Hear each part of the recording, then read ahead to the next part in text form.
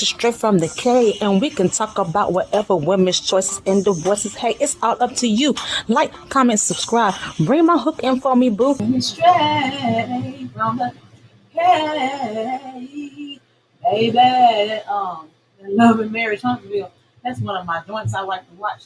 Sometimes when I watch TV, and it brought up a point that a lot of people like to use as an excuse of why they cannot receive you in a relationship, or why they just can't get out. As far as getting divorced, like I now marriage is something easy to get into, but it's not the easiest thing to get out of. But baby, you can get out of it. Okay, you can be free.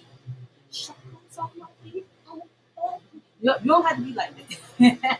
You can be free, and don't let nobody tell you that 6 years, 7 years, 12 years a slave that they can't. I just can't find them, or they won't sign the papers and put it on paper. But that's just a good excuse of why people what people say. And the dynamic, you bring in another person and you got a whole nother business situation going on with someone else. That's marriage is a business.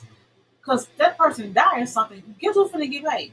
The wife, the legal husband. That person will get the insurance money, everything else. They get the social security, and you been and put your time in with somebody for 7 years, and because they couldn't find somebody to sign, couldn't find nobody to sign.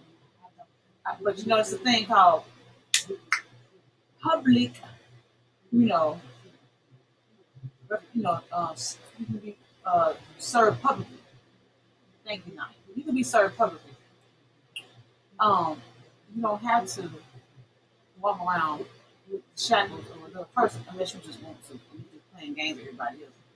A lot of people like to stay in relationships because the person used to be in the service or something, and they want the benefits in the event they gone or something like that. I don't know. People play all kind of games, but that's why. Okay. I've chosen to invite Mel and not you. She clearly don't want to be in the same space with you and don't want y'all to ruin my birthday party. Martell walks up to me and says, I'm Martell. Hi, Martell. He made it seem like he was one of his little old creeps or something. We need to figure that out. But you like that bracelet? I do. I love it. You know, I was looking at some rings. Every time we talk about marriage, getting married, it's scary.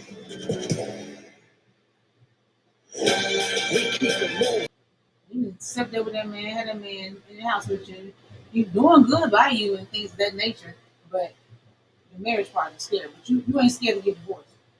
That part, you know what I'm saying? That bothered me. Times you don't want to do this, or is it giving you second thoughts about actually being together? I don't want to go all in, you know what I'm saying, be 100% down for the call, and then you wake up one day and you're like, oh, I can't do this.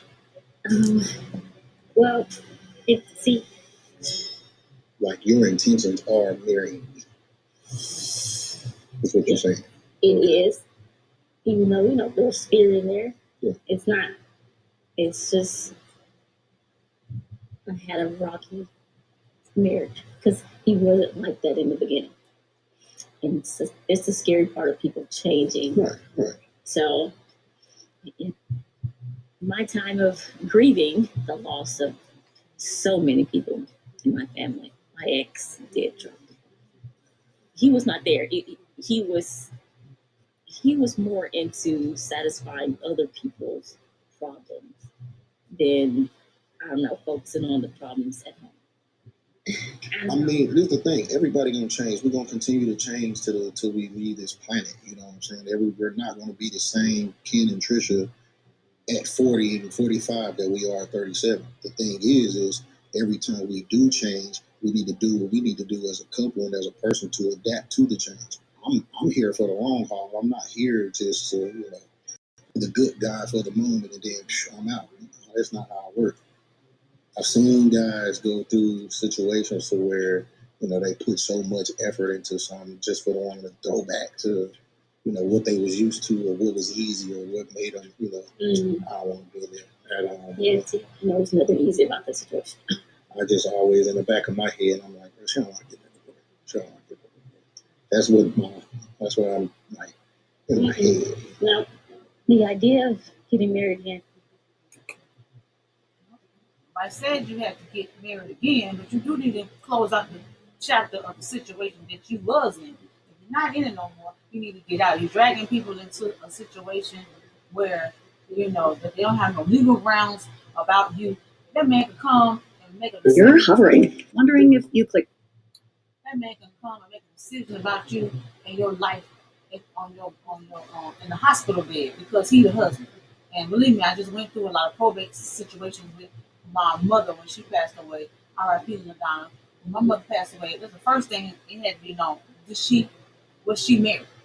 Because my mother was married once upon a time. So the fact that her ex-husband would be before me, her only child, that would have happened. Because that's how things happen. So people don't think about things like that when they, don't want to handle their business about separating ties. As far as, like I said, really is a business deal, and that person has trump over almost everything else in another person's life.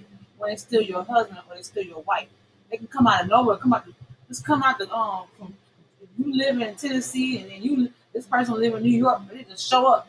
Y'all been separated 7 years. They can show up, make all kinds of decisions at your household about what's going on with you because you're not well or you cannot be sound mind of making decisions right now.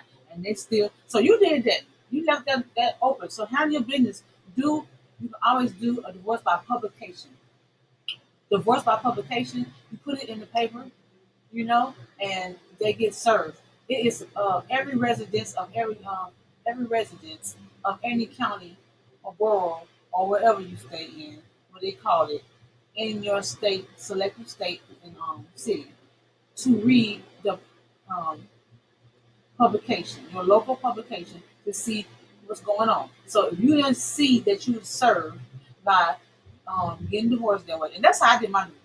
So I'm talking from because sometimes it's not even safe. So what do you do when you're in a domestic situation? You trying to give them papers? They don't want no papers. They're gonna try to shoot you.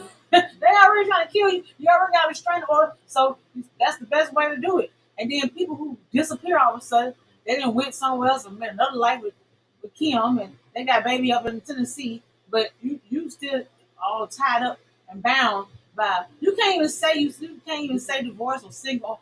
All this stuff it really makes a difference with your taxes and your business.